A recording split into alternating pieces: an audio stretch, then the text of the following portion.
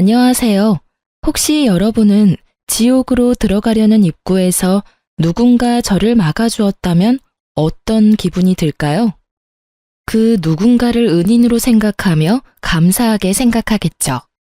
그렇지만 저는 좀 달라요. 저를 막아주었던 은인이 선의로 그런 행동을 한 건 아니었거든요. 하루에도 수십 번 천국과 지옥을 오고 가며 고민에 시달렸던 저를 구해준 사람이 저의 상간녀였거든요. 지인들이 제 이야기를 들으면 진짜 잘 됐다며 웃으며 소리칠 정도로 절묘했던 저의 이혼 이야기를 다른 사람들과도 나누고 싶어 글을 올리게 됐네요. 이제 정말로 모든 게 끝났으니까요. 제 이혼의 시작은 직장으로 찾아온 한 사람 덕분이었어요.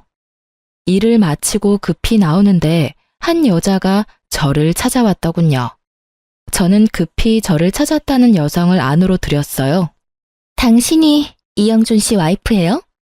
저보다 한참 나이가 어릴 것 같은 그 여자는 무례한 태도로 팔짱을 끼고는 저를 아래 위로 훑어보더군요. 예, 그 사람이 제 남편이긴 한데 무슨 일로 그러시죠?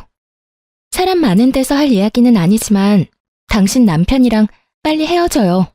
싫다는 남자 붙잡고 도대체 뭐 하는 거야? 그렇게 매달리면 마음이 다시 돌아가기라도 할 것 같아요. 아줌마 때문에 그 사람이 얼마나 곤란한지 아냐고요. 한눈에 봐도 젊고 예쁜 여자였어요. 개구쟁이 아들 둘과 그보다 더 말을 듣지 않는 남편을 돌보느라 늙어 빠지고 쓸모없어진 제 모습이 초라해질 만큼이요. 솔직하게 말해볼까요? 이렇게 예쁜 여자가 다 늙어 빠진 남편과 그렇고 그런 관계일 거라고는 상상조차 못할 만큼 늘씬하고 잘 꾸민 그런 여자였죠.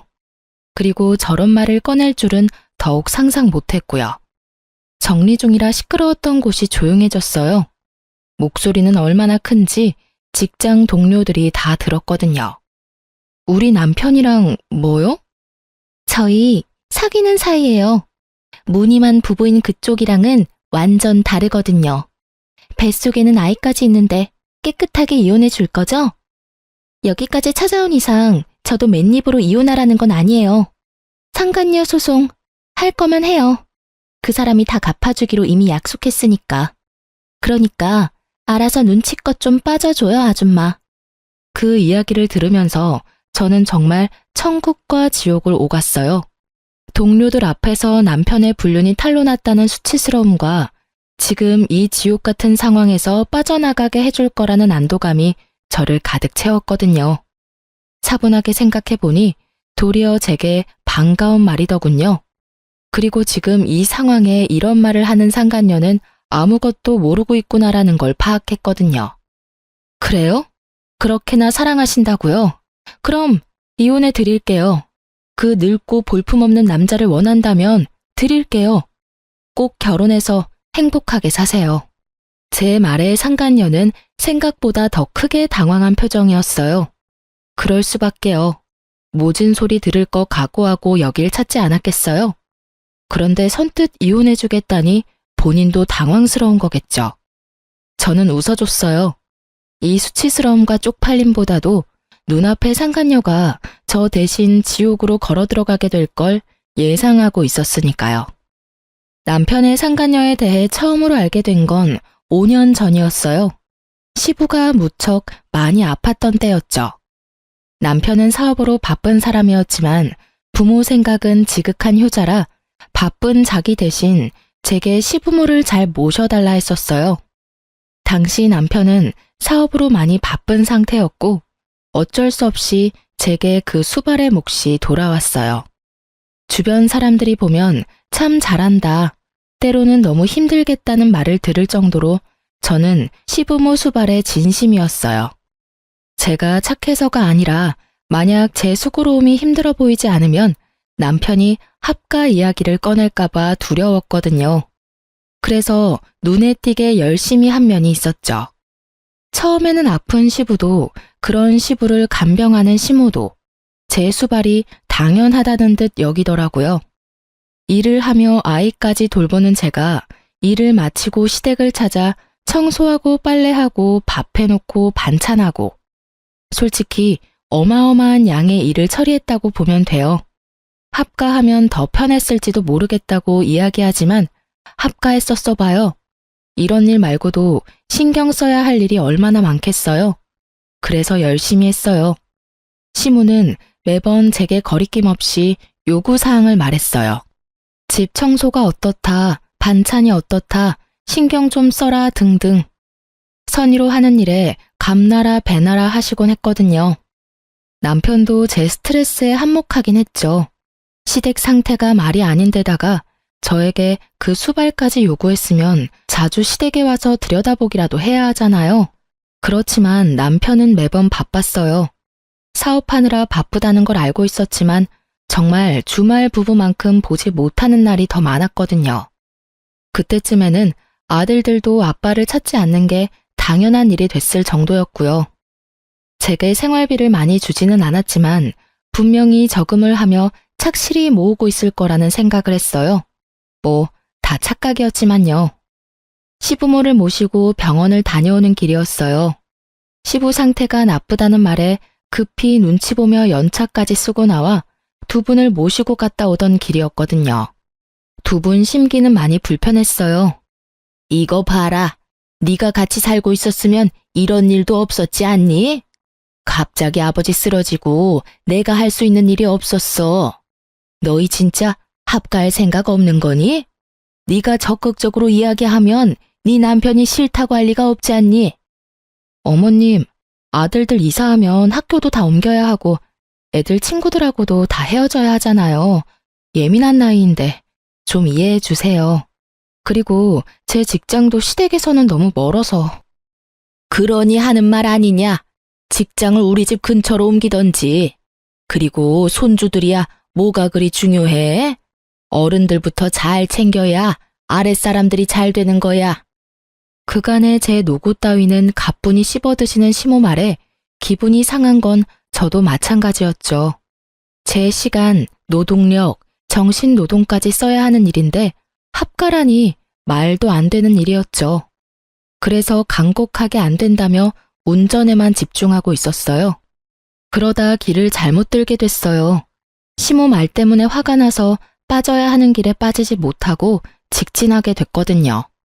또 한참 둘러가야 된다는 생각에 한숨을 쉬는데 옆 차선에 어디서 많이 보던 차가 한 대 있더군요. 남편 차였어요. 반가운 마음과 화가 나는 마음이 동시에 들었죠. 남편 때문에 다 이런 일이 일어난 게 아니냐 싶은 마음이 깊은 곳 한켠에 존재하고 있었거든요. 남편에게 급히 전화를 걸었어요. 어디야? 나? 지금 지방 내려와 있어. 오늘 좀 바빠서 일찍 못 들어가. 그렇게 말하고 끊더라고요. 제 눈앞에 뻔히 남편 차가 있는데 말이죠. 그 차에 다른 사람이 타고 다닐 일도 없었어요. 워낙 애지중지하던 차다 보니 다른 사람에게 맡기는 걸 본 적이 없었거든요. 저는 뒤에 시부모님이 있다는 걸 알면서도 남편의 차를 뒤쫓았어요. 왠지 모를 싸한 기분이 들었거든요. 그렇게 차가 도착한 곳은 모텔촌이었어요. 그리고 그곳에서 나오는 건 남편과 웬 여자였죠. 얘, 집에는 안 가고 여기는 왜 와? 시모 말도 무시하고 저는 차에서 튀어나가며 남편을 불렀어요. 여보. 제 말에 남편이 깜짝 놀란 듯 뒤돌아보더군요. 제 얼굴을 발견하고는 팔짱 끼고 있던 여자 손까지 놔버리고요. 여자는 놀랐는지 후다닥 도망가 버렸어요. 여보, 당신이 여길 어떻게... 내가 할 말이지. 당신이 왜 여기에 있어? 그것도 새파랗게 젊은 여자랑. 여태껏 바쁘다더니 바람 피고 있었던 거야? 너 지금 바람 피면서 나한테 시부모님 수발 들도록 만들었어? 여보, 그게 아니라 저 여자랑은 그냥 잠깐 쉬려고 온 거야. 떳떳하면 도망은 왜 가? 그리고 쉬려면 혼자 쉬지. 왜 당신이 그 여자랑 같이 들어가서 쉬어? 그것도 모텔에서. 당신이 어떻게 나한테 그래? 애들이며 시부모님이며 다 나한테 맡겨두고 다른 년이랑 바람이나? 네가 사람이니? 사람이야. 이딴 짓 해놓고 나한테 합가하자고. 왜? 나 시댁에 처박아두고 다른 년이랑 더 편하게 붙어 먹으려고? 둘이 큰 소리를 내고 있으니 시모가 나왔더군요. 이게 다 무슨 일이냐? 어머니가 여기 왜? 아버님 갑자기 상태 안 좋아져서 내가 두 분 모시고 병원 다녀오던 길이야. 연차까지 쓰고 병원 갔다 오는 길에 당신 차 보여서 따라온 거야. 그런데 나한테 지금 당신이 무슨 짓을 했는지 알기나 해? 미안해, 여보. 정말 딱 한 번 만난 사이야. 당신이 생각하는 그런 일 없었어. 거짓말하지 마. 한 번 만난 여자 아니잖아. 당신이 원하면 이혼해 줄게. 나랑 이혼하고 그 여자랑 살면 되지. 무슨 헛소리야? 나는 당신이랑 이혼할 생각 없어. 진짜 내가 잘못했어. 그러니까 화 풀어, 응? 영준이, 너 이 녀석 도대체 뭐 하는 놈이야? 며느리를 놔두고 네가 바람을 펴? 이 호로 자식 같으니라고. 남편과 제가 싸우는데 시모가 버럭 화를 내더군요. 저도 그렇게 화내는 거 처음 봤어요. 아들 사랑이 지극하신 분이셨거든요. 그런 시모가 아들에게 화를 냈으니 저도 당황했죠. 잘못한 놈이 그렇게 뻔뻔하게 용서를 구해? 이 망할 놈의 자식. 네가 부모 보는 앞에서 그런 짓을 하고도. 저는 화가 나서 남편을 두드려 패는 시모를 말리고 제 차에 다시 태웠어요. 화가 끝까지 난 저는 다 때려치우고 어디론가 가버리고 싶었어요. 그치만 차에는 아픈 시부가 있고 시모도 충격받은 상태이니 어쩔 수 없었죠. 남편에게 모시고 가라고 하려는데 남편에게 급한 전화가 왔어요. 전화 받는 남편놈 놔두고 시모 다시 태워 시댁으로 향했어요. 합간이 뭐니 제잘되던 시모도 아무 말 없어졌고요. 시댁에 시부모님을 모셔두고 나오려는데 시모가 절 붙잡더군요. 예, 너희 정말 이혼할 거니? 그건 아니지? 모르겠어요. 약 받아온 건 식탁에 둘게요. 그리고 좀 있으면 제가 배달해 놓은 갈비탕도 올 거예요. 결제했으니 받아서 드시기만 하세요. 예, 이런 말 하기 그렇지만 한 번만 용서해 주거라.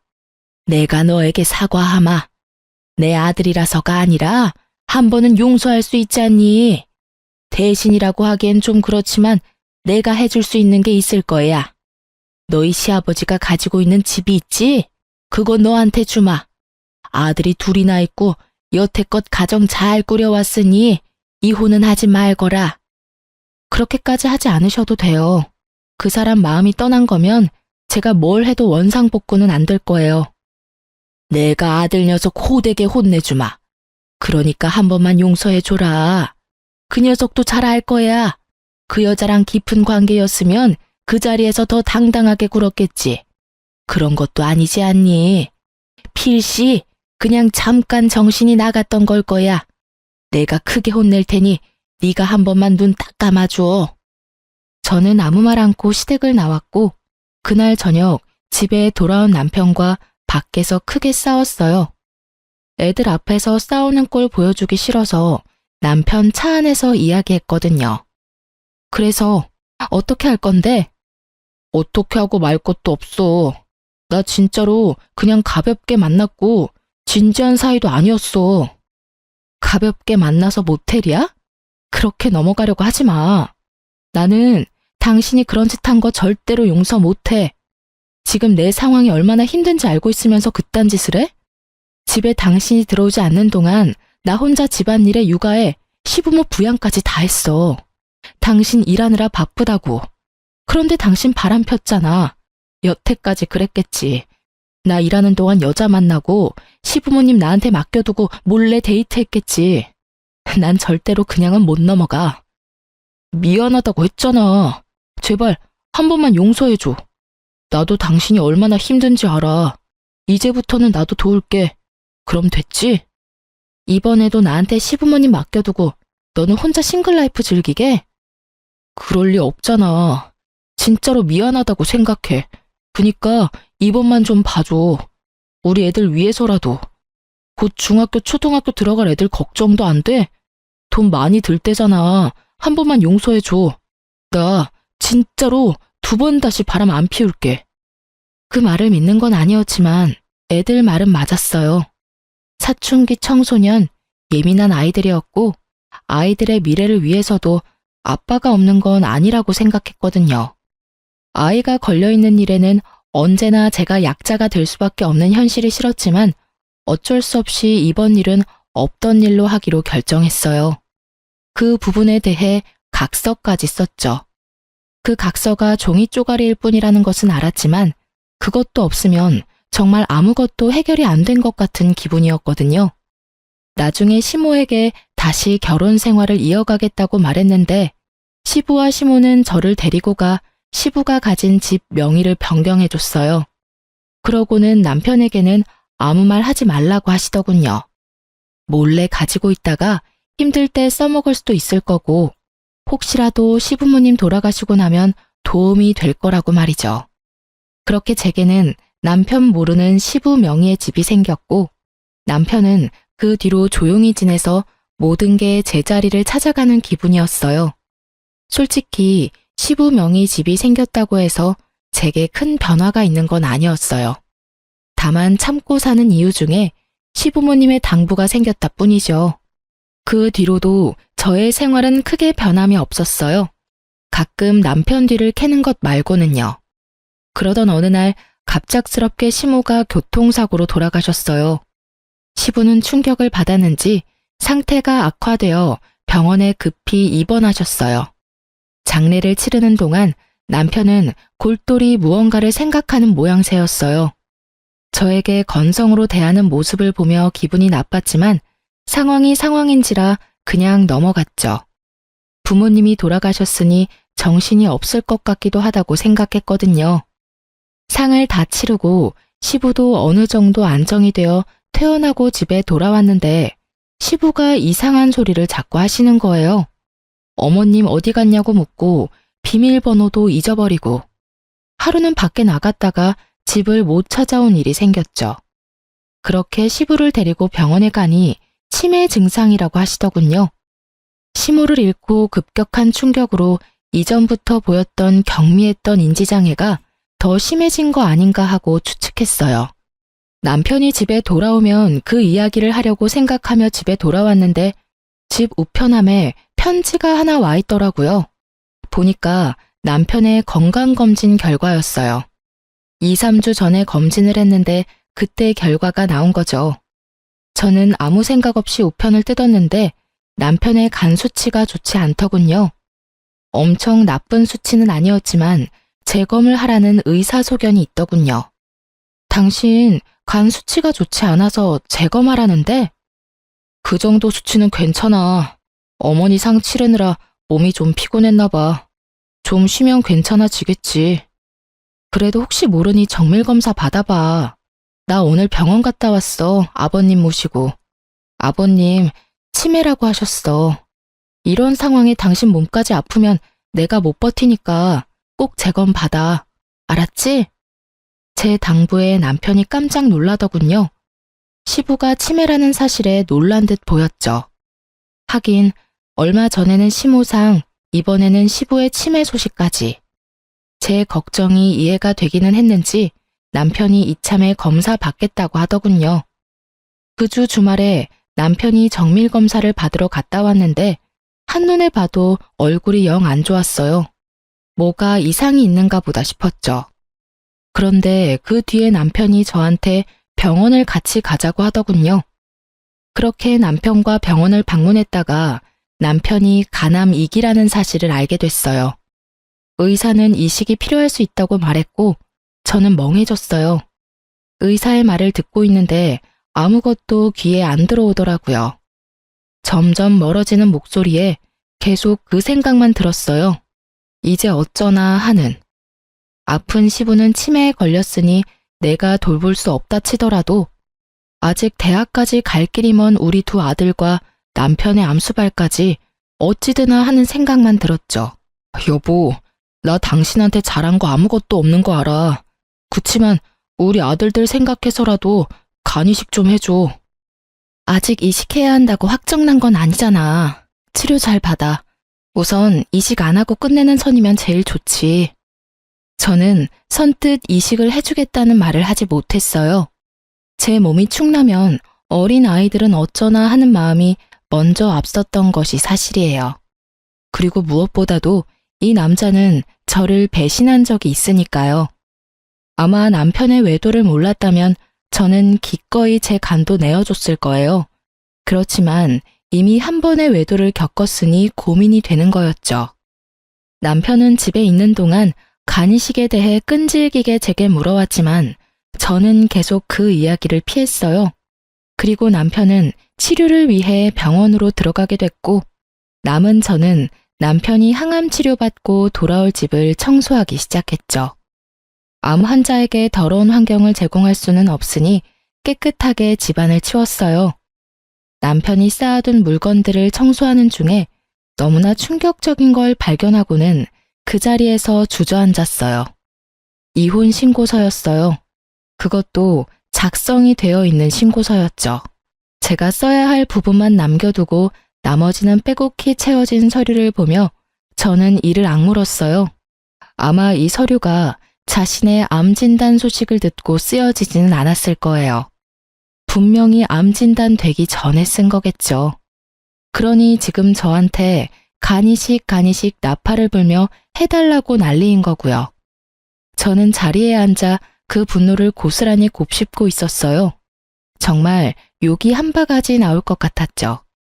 제가 뭐 때문에 이 집을 이렇게 청소하고 있는데 내 뒤통수를 치려고 준비를 하고 있었다니. 열받은 저는 청소며 뭐며 다 때려치고 남편이 쓰던 그 방을 그냥 더러워진 그대로 놔둬버렸어요. 그리고 이혼 서류 사진을 찍고 그걸 챙겼어요. 남편 놈이 원하는 게 뭔지 정확히 알아야 하니까요. 그 다음날 일을 하러 가서도 그 이혼 서류 생각만 했어요. 남편 놈이 왜 나와 이혼을 하려고 하는 것일까 그 생각이 들었죠. 그리고 그 생각의 끝에는 여자가 있었어요. 남편은 외도를 한 적이 있었잖아요. 그때는 그냥 노는 사이라며 헤어졌지만 여태껏 만나고 있었을 수도 있죠. 그러면 좀 더 깊은 사이가 됐을 수도 있고요.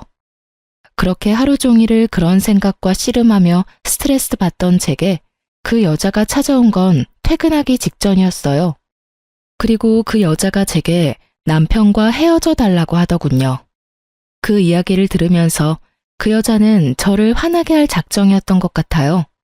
제가 화를 내면 낼수록 이혼이 더 가까워질 거라고 생각한 듯 하고요. 그렇지만 그 여자는 아무것도 모르고 있는 것 같더라고요. 하긴 남편 놈이 그 이야기를 상간녀에게 할 리가 있겠어요? 아프다는 이야기하면 떨어져 나갈 게 분명할 텐데 게다가 수발 들라는 걸 상간녀에게 말할 수나 있겠어요? 그러니 조강지처에게 이혼 서류 낼 시간을 미루면서까지 간이식을 원하는 거겠죠. 이 좋은 기회를 제가 놓칠 필요는 없었죠. 나를 호구로 보는 남편 새끼랑 그런 남편 새끼랑 붙어먹은 상간녀 둘에게 모두 제가 지니고 있는 짐덩이를 넘겨버리면 그만이니까요. 정말이죠? 진짜 그 사람이랑 헤어질 거죠? 그럼요. 헤어져 줄게요. 저도 이미 마음 뜬 사람 붙잡고 싶은 생각 없어요. 그런데 당신 여기 온 거 남편이 모르죠? 알면 분명히 말렸을 테니까요. 지금 당장 저랑 이혼하면 손해보는 건 남편 놈이잖아요. 그러니 지금 상간녀의 저 행동은 남편 상황을 모르고 혼자 벌인 일인 거죠. 상간녀가 이렇게 일을 벌려준 덕분에 저는 지옥의 입구에서 빠져나올 수 있게 됐잖아요. 상간녀도 흠칫하더군요. 그러면 내일 이 근처에 있는 대학병원 앞에서 만나요. 제가 남편도 데리고 나올게요. 어? 그 사람 이번에 출장이라서 며칠 못 본다고 했는데? 제가 데려올 수 있으니까 당신은 아무 말 하지 말고 대학병원 앞으로 오기만 해요. 내가 다 알아서 할 거니까. 이혼 서류도 작성해서 갈 테니까 걱정 말고 와요. 제 말에 상간녀가 의심의 눈빛을 보내더군요. 왜 이렇게 협조적인지 궁금했겠죠. 그래서 제가 말했어요. 그 사람 저번에도 바람 피웠어요. 두 번째 바람 피면 끝이라고 말했으니 끝인 거예요. 저도 미련 없고 재산 분할만 잘 끝나면 더 이상 볼 필요 없는 사람이거든요. 제 말에 그제야 의심을 거둔 상간녀가 약속 잊지 말라며 나가더군요. 직장 사람들 중 퇴근하지 못하고 남아있던 몇 명의 사람들이 제게 다가와 괜찮냐며 묻더라고요.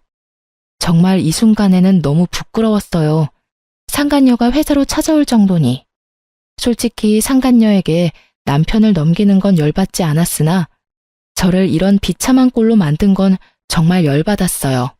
게다가 남편이 앞에서는 나뿐이라며 동정심사게 말하고는 상간녀에게는 아프다는 이야기조차 하지 않고 저를 이용하려고 했다는 생각에 배신감이 무척 들었죠. 사랑하는 상간녀에게는 고생도 시키지 않는가 보다 하는 생각이 들었거든요. 그러니까 저도 남편 새끼 계획대로 해줄 필요 없잖아요. 그날은 남편이 퇴원하는 날이었어요. 항암을 하고 내려오는 남편을 데리고 대학병원 앞에 있는 카페로 가서 앉았어요. 남편은 첫 번째 항암제가 크게 나쁘지 않았는지 저번보다는 좀 더 건강한 모습이었어요. 여보, 여기는 왜 왔어? 커피 마시고 싶으면 테이크아웃해서 가면 되지. 왜 굳이 들어와서 마셔?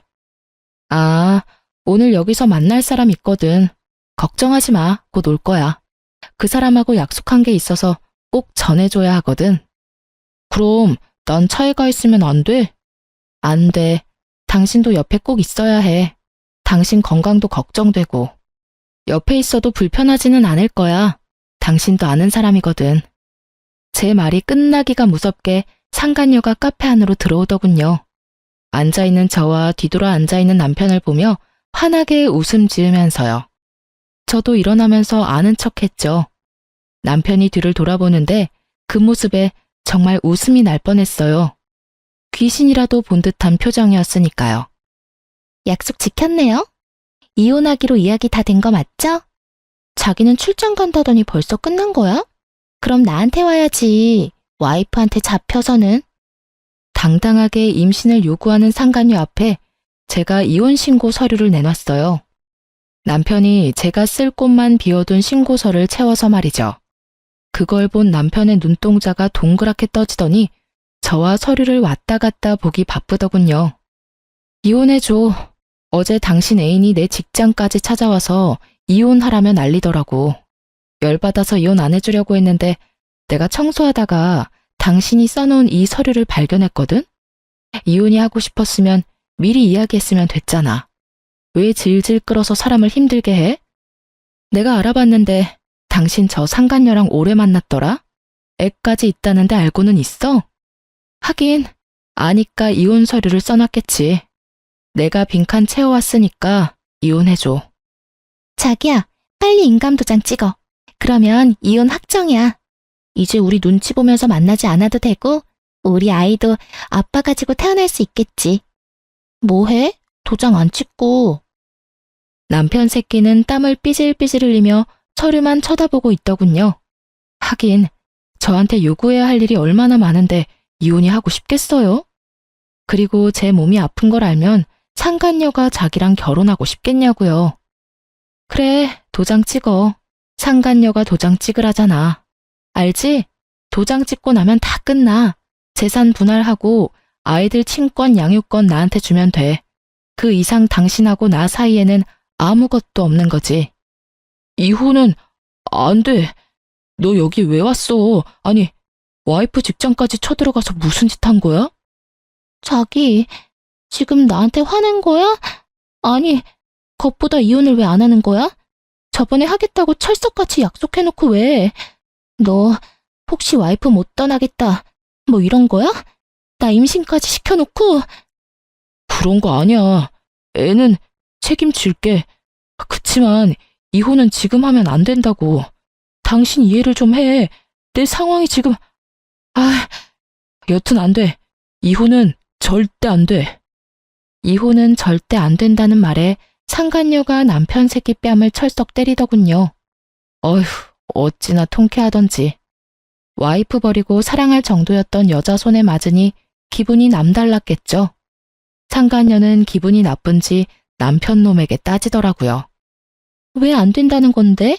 속 시원하게 말 좀 해봐. 나 배신하는 거면 나도 자기랑 나랑 불륜한 거 다 까발릴 거야, 자기 회사에. 그 말에 남편이 입을 꾹 닫고 있자 상간녀가 열받아서 저를 보며 뭐라고 하더군요. 자기, 혹시 와이프한테 약점 잡혔어? 뭐 잘못한 거 있어? 아줌마가 말해봐요. 도대체 뭔 짓을 했길래 이 남자가 이혼을 안 하겠다는 거예요? 분명히 며칠 전까지 저한테 꼭 이혼하겠다고 한 사람이거든요? 그러게요. 이 이혼 서류 먼저 쓴 사람이 남편이거든요. 저는 빈자리 메운 거밖에 없었어요. 그런데 이혼을 왜 안 해줄까? 최근에 바뀐 건 그것밖에 없네요. 우리 대학병원 앞에서 만난 이유도 그것 때문이에요. 사랑하는 상간녀 상처받을까봐 가남 이기인 것도 말 안 했나 보네? 남의 입으로 듣기 싫었을 텐데. 미안해요. 시간 좀 더 있었으면 남편이 당신한테 말해줬을 거예요. 안지 얼마 안 돼서 저한테 간이식 해달라고 끈질기게 요구하고 있었거든요. 전 남편이 예전에 바람핀 것 때문에 간 주겠다고 약속도 못하고 있었는데 잘 됐죠. 이렇게 간 줄 수 있는 건강한 상간녀가 있으니까요. 아, 그런데 애가 뱃속에 있으니까 애는 낳고 줘야겠네요? 뭐, 그건 두 사람이서 알아서 하세요. 어차피 내 간만 아니면 되니까요. 이혼하면 간 줄 필요도 없죠. 하긴, 이혼하지 않아도 줄 생각은 없어졌지만, 제 말에 남편 놈이 식은땀을 줄줄 흘리며 입을 답싹거리더군요. 그리고 상간녀는 너무 놀랐는지 아무 말도 안 하고요. 왜요? 남편 달라면서요. 줄 테니까 알아서 잘 가져가요. 이혼 서류도 썼으니 도장만 찍으면 이혼하는 거예요. 약속대로 해주겠다는데 왜 그렇게 얼굴이 질렸어요? 제 말에 상간녀가 갑자기 아주 얌전해지더군요. 이번에는 남편이 상간녀 모습을 보더니 쌍심지를 켜더라고요. 내가 이혼하면 간이식 못 받아. 그리고 당신 힘들게 할 수도 있어. 그래도 당신 나 사랑하니까 간 줄 수 있지? 뱃속의 애를 생각해. 내가 살아야 애도 멀쩡한 가정에서 살 거 아냐? 그건 생각 좀 해봐야지. 자기는 내가 애까지 임신했는데 이식까지 해야겠어? 어차피 임산부, 출산한 지 얼마 안 된 사람들은 이식 같은 거 못하잖아. 그러니까 이식은 다른 사람한테 부탁해. 야, 지금 일 다 망쳐놓은 게 누군데? 네가 혼자 이런 헛짓거리만 안 했어도 내가 와이프한테 간 받고 나서 이혼하면 됐잖아. 그리고 또 뭐야? 나 사랑한다며. 간 하나 못 주면서 사랑? 그 이야기를 듣는데 정말 열이 또 받더라고요. 마음을 최대한 차분히 하려고 했는데 제가 생각했던 대로 남편이 생각하고 있었으니 정말 배신감에 치가 떨리더군요. 정말로 간을 받고 이혼하려고 생각했다니 상간녀가 제 은인으로 보일 수밖에 없었죠. 그러는 자기야말로 내가 간으로 보여? 왜 내가 자기한테 간을 줘야 하는데? 막말로 우리는 남이잖아. 그리고 그런 일이 있으면 제일 먼저 나한테 상의를 했었어야지. 자기가 이혼하겠다고 해놓고 계속 질질 끄니까 내가 나선 거잖아. 다 따지고 보면 자기가 잘못한 거면서 왜 나한테 난리야? 지금 다 내 탓으로 돌린다 이거지? 야, 지금 네가 누구 덕에 그만큼 누리고 사는데 그리고 사랑한다며 너 그만큼도 안 되는 여자였냐? 빈말로도 준다고 말 못하는 거냐고. 그러니까 아무 관련 없는 내가 왜 간을 주냐고. 옆에 있는 아줌마한테 간 받으면 되겠네.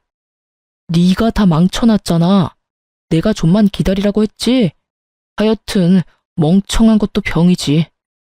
둘이서 열심히 서로를 상처주고 까내리며 싸우는 모습을 보니 너무 재밌었어요. 그렇게 사랑에 맞지 않던 두 사람이 간 하나 때문에 이렇게 무너질 줄이야. 견고하게 싸운 것처럼 보여도 사랑이 아니었나 봐요. 끊임없이 서로를 헐뜯으며 까내리는 두 사람을 보며 저는 지극히 평온하게 커피를 마시며 지켜보고 있었어요. 두 연놈들이 지쳐 나가 떨어질 때까지 말이죠. 두 사람은 더 이상의 싸움이 의미 없다 느껴졌는지 금세 씩씩거리며 조용해지더군요. 그때 남편에게 이혼 서류를 내밀었어요. 도장 찍어. 이혼해 줄게. 도장 없어. 여보, 나 진짜로 이혼 안 할 거야. 나 지금 이혼하면 죽는 거 알잖아. 인감이라면 내가 가져왔어. 그러니까 찍어. 그리고 이혼은 당신이 하겠다 말겠다 정하는 거 아니야. 당신은 이미 유책 배우자고 나는 당신 불륜을 이유로 이혼 소송 충분히 가능해. 증거는 차고 넘치잖아. 상간녀 뱃속의 아기가 불륜의 결실인데. 그리고 지금 이혼한다고 당신이 죽을 일은 없어. 지극정성으로 와이프 수발 받으며 치료 잘 받고 물 좋고 공기 좋은 곳에서 살면 분명히 치료 잘 될 거고. 뭔 걱정이야? 이혼하고 당신 와이프 해주겠다는 여자도 있는데. 여보, 제발. 이 여자랑 지금까지 싸운 거 안 보여? 나 당신이랑 헤어질 수 없어. 아들들은 어쩌고, 우리 아들. 다른 아들 생기겠지.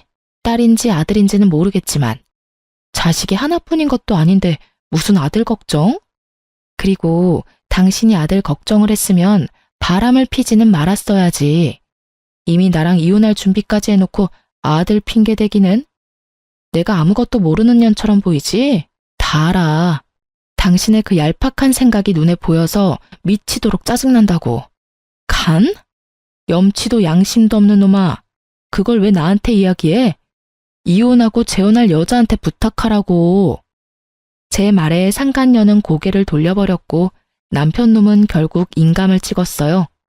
강경한 제 모습에 남편도 당황한 듯 보였거든요. 그리고 상황이 여기까지 왔는데 이혼을 하지 않는 것도 이상했죠. 그렇게 저는 남편과 이혼을 했고 친권과 양육권은 제가 가져오게 됐어요. 아이들은 바람펴서 이혼하려 했던 아버지를 아버지로 생각하지 않았거든요. 남편이 아픈 것이 불쌍하지 않냐고 생각하는 사람들도 있었어요.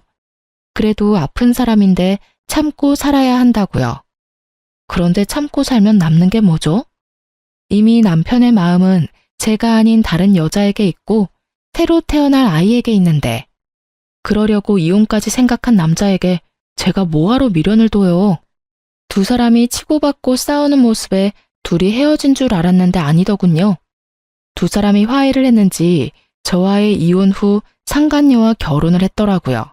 그때도 콧방귀만 꼈어요. 끼리끼리 똑같은 것들끼리 만나서 얼마나 잘 살겠나 싶었죠. 서로를 상처 주는 말은 결국 가슴에 고스란히 남아있거든요. 그렇게 상처 주고 상처받은 사람들이었으니 온전히 살 수 있을 리가 없다고 생각했어요. 그리고 전 남편의 결혼 소식이 들리고 몇 달 뒤에 전 남편이 제게 울며 전화가 왔더군요. 처음에는 받지 않으려고 했는데 아이들 일일지도 몰라서 받았죠. 여보, 나 좀 도와줘. 이혼한 마당에 내가 해줄 수 있는 일은 없는 것 같은데. 제발, 나 너무 힘들어. 지금 입원해 있는데 보호자가 없으니 일 처리가 제대로 되지가 않아. 보호자가 왜 없어? 당신 마누라 있잖아. 마누라 찾아야지 왜 엄한 나를 찾아? 그 망할 여자는 여기 없어. 그 여자도 지금 당장 찾으러 가야 하는데 코빼기도 안 보여. 그년이 내 집 팔고는 돈 들고 날랐어. 그게 무슨 소리야? 우리 재산 분할할 때 아버지 명의 아파트가 당신 명의로 넘어간 거 보고는 집에 돈 될 만한 물건 없다고 생각했나 봐. 하긴 없긴 했지. 아버지 사시는 엄마 명의 건물은 대출이 걸려 있으니 돈이 안 될 것 같으니까 우리 집을 판 모양이야. 게다가 내가 공동 명의로 해줬거든. 참 대단한 사랑이다 싶었어요. 그렇게 속내 다 내놓으면서 싸워놓고 공동명의라니. 그렇게 싸워놓고 공동명의? 당신도 대단하네. 그 여자가 나한테 간 준다고 했단 말이야. 나도 그냥 준 거 아니었어. 그것 때문에 준 거였는데. 내가 몸 상태가 너무 안 좋아져서 얼마 전에 입원했는데 그동안 내가 죽을 거라고 생각했는지 필요한 거 싹 다 챙겨서 도망갔더라고. 그리고 나 몰래 나 죽으면 보험금 얼마 나오는지도 물어봤다더라. 진짜 징그러운 여자야. 내가 그런 여자한테 정신이 팔렸다니 정말 당신 보기 민망하고 미안해서. 나한테 미안해할 필요 없어. 당신이랑 나 이제 아무 사이도 아닌데 뭐.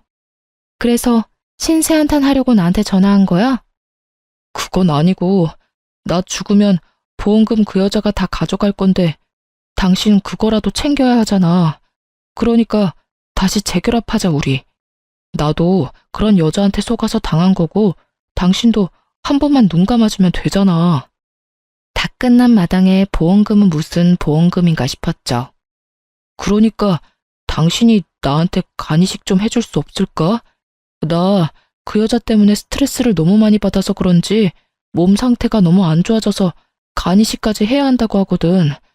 정말로 사람 하나 살리는 셈치고 나한테 이식 좀 해줘. 나 앞으로 당신 말이라면 죽는 신용이라도 할 테니까. 게다가 우리 애들 생각해서라도. 혼자서 지랄을 하네. 우리 애들 생각하는 거면 더더욱 당신이랑 재결합은 아니지. 애들이 우리 이혼하면서 얼마나 상처받았는지 모르지? 벌써 중학교, 고등학교 들어간 애들이 자기 아빠 불륜인 거 몰랐을까봐? 다 알고 있어. 내가 말하기도 전에 벌써 다 알고 있더라. 인간아, 어떻게 살았으면 자식들한테 바람난 아버지 부끄럽다는 이야기를 들어? 당신이 한 짓이 그런 짓이야. 그러니까 나한테도 애들한테도 절대로 연락하지 마.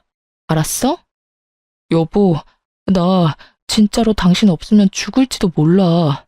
나 혼자서 어떻게 투병 생활을 해. 치료받는 동안 보호자만이라도 되어주면. 진짜 징글징글하다, 당신.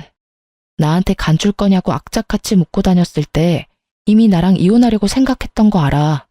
당신 그런 사람이야. 자기 몸 생각해서 싫은 여자랑도 같이 살 수 있고 아쉬운 소리도 할 수 있고 끔뻑 죽는 신용도 할 수 있는 사람. 나는 여전히 열받아 있는데 뭐가 어쩌고 저째? 재결합. 혼자서 북치고 장구치고 앉았네. 난 절대로 재결합 안 해. 당신 수발 들라고? 내가 왜? 내가 왜 그래야 하는데? 그러고 나서 나중에 또 딴 년이랑 붙어먹게? 그 꼴 못 봐 나는. 그러니까 암 투병 생활 같이 해줄 수 있는 사람 찾아. 그건 한 번뿐이었고. 그 한 번 때문에 나는 당신에 대한 신뢰를 다 잃었어. 그러니까 나한테 당신이 죽는다 산다 그런 말 하지 마. 의사가 처음에 그랬지? 치료 잘 받으면 살 수 있을 거라고. 당신이 여기서 매달려야 하는 사람은 내가 아니라 의사라고. 저는 그렇게 말하고 전화를 끊어버렸어요. 불쌍하다며 남편을 옹호하는 사람도 있겠죠. 하지만 저는 잊지 못했어요. 자기 목숨 경각에 달렸을 때 그 여자랑 관계는 유지하면서 저한테 간을 달라고 하고 저한테 암수발을 시키려고 했던 남편을요. 그런 사람인 거예요. 제가 마음이 약해져서 또 받아준다면 또 그런 일이 일어나지 않으리라는 보장이 있나요? 그렇다고 제 동정심이 두 사람의 관계를 회복시켜줄 수 있나요? 아니에요. 절대 그럴 일 없어요. 이미 저에게서 마음이 뜬 사람이에요. 저를 여자로 보지 않는 남자죠. 그런 남자가 제가 간 줬다고 제 옆에 남아있을 리가 없죠. 몸이 좋아지면 또 다른 여자 찾아 떠날 놈이거든요. 그렇게 전화를 끊고 그 뒤로 남편 놈의 이야기는 간간히 듣기는 했어요. 몸이 안 좋아서 하던 일 다 그만두고 백수로 지내면서 조용히 살고 있다고 하더군요. 예후가 나쁘지는 않았지만 그리 좋지도 않아서 계속 현상 유지만 하고 있는 모양이었죠. 도망간 상간녀는 제게 줘야 할 위자료를 토해내고는 도망 다니다 결국 남편 놈에게 잡혔다고 하더군요. 정확하게 말하면 남편이 고용한 사람들에게요. 남편이 상간녀를 애가타게 쫓아다닌 이유는 자기 보험금 때문이었대요. 웃기죠? 상간녀는 눈앞에 돈 때문에 집 팔고 도망가면서 일부러 이혼은 해주지 않았대요.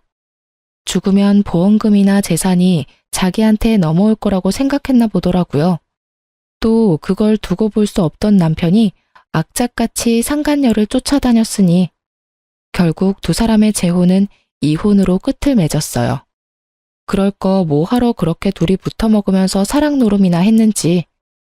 지금 생각해보면 저와 이혼하려고 결심한 주제에 자기 몸 생각해서 몇 년 더 데리고 있으려고 했던 전 남편의 그 오만함에 웃음이 다 나와요. 그리고 이 기회를 빌어 상간녀에게 아주 고마운 마음을 전하고 싶네요. 지옥문까지 걸어갈 뻔했던 거 구해줘서 고맙다고요. 그리고 나 대신 지옥길 걸어가줘서 고맙다는 말도요. 그때 기억 떠올려서 쓰다 보니 길어졌네요. 한 번 배신한 사람에게 두 번은 너무 쉬운 일이에요.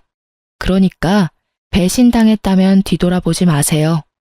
저처럼 지옥문 앞까지 갔다 돌아올 수도 있거든요. 제 사연 들어주셔서 감사합니다.